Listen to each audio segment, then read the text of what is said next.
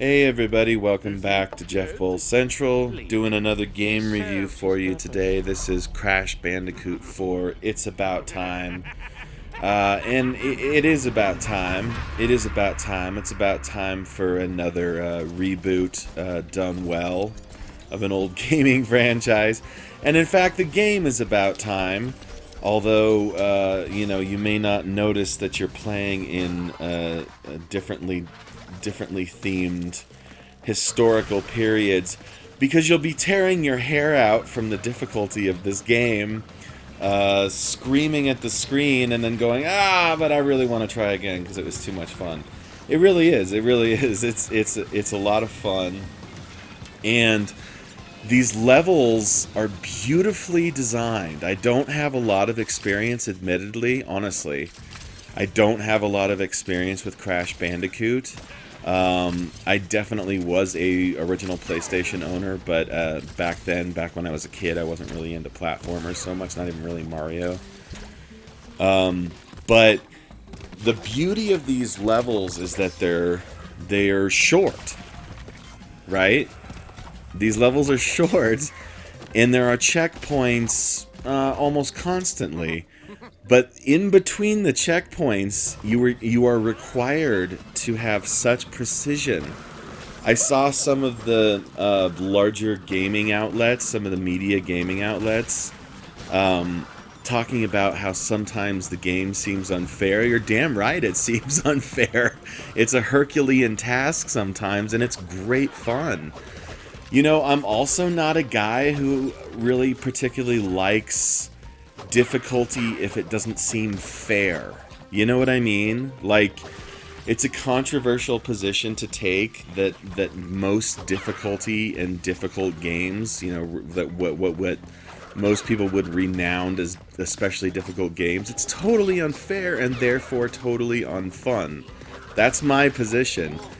But I never felt that way about this game, you know? It's like you can pause the game, go do something else for a while, cool down because you're so jacked up and maybe even a little bit angry.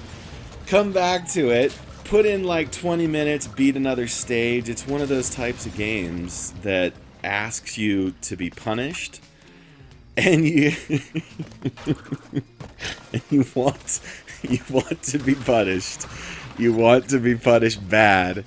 It's just a lot of fun. Now, as you can probably see, from this footage, you are not just the Bandicoot. You are Coco. You are Dingodile. You are Tawna, and you get to play Dr. Neocortex, which is kind of a fan favorite thing, as I understand it. Again, I didn't even really play the Crash remakes, but that's okay. That's okay. I'm coming at this as a fresh pair of eyes. There's a lot of great ideas as far as platformers go, and I do appreciate a good platformer. I like, something simple like being able to see kind of like a little aiming reticle below my character's feet every time I jump, so that I know where I'm gonna hit. Man, if more fucking platformers did that, we'd be set. I like a lot of these side characters. This is that Tawna character. She's got a grappling hook and she can kind of jump point to point vertically. There's a lot of ways to get back into levels. There's time trials.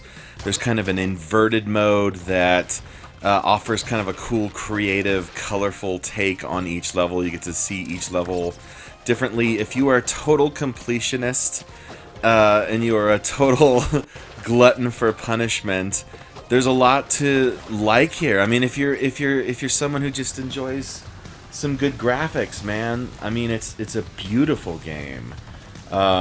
It's deceptively simple in design, but it is full, it is rich, it is kind of hilarious a lot of the time, and challenging. Did I mention that? Did I mention that was challenging? Anyways, Jeff Bow Central. Oh boy, we're gonna give Crash Bandicoot 4 It's About Time a 9 out of 10. I think that's fair. I think that's deserved. I loved every second of this, even though I hated every second of it. But hopefully you'll have a similar experience. Again, if you love a challenge, there's a challenge for you. If you're not sure if you love a challenge, I say try it anyway because you might find that it's developed perfectly. Either way. Hey everybody, do me a favor. This is Love Madness Demon, my latest novel. It's available on Amazon.com. It's about the demonic and possession and the worlds of heaven and hell clashing and past lives and romance and longing and God, if that doesn't sell it to you, I could spend $1 million on advertising if I had $1 million. You got $1 million, man, in your pocket lying around? That'd be great. Take a loan, take a check. Write a check.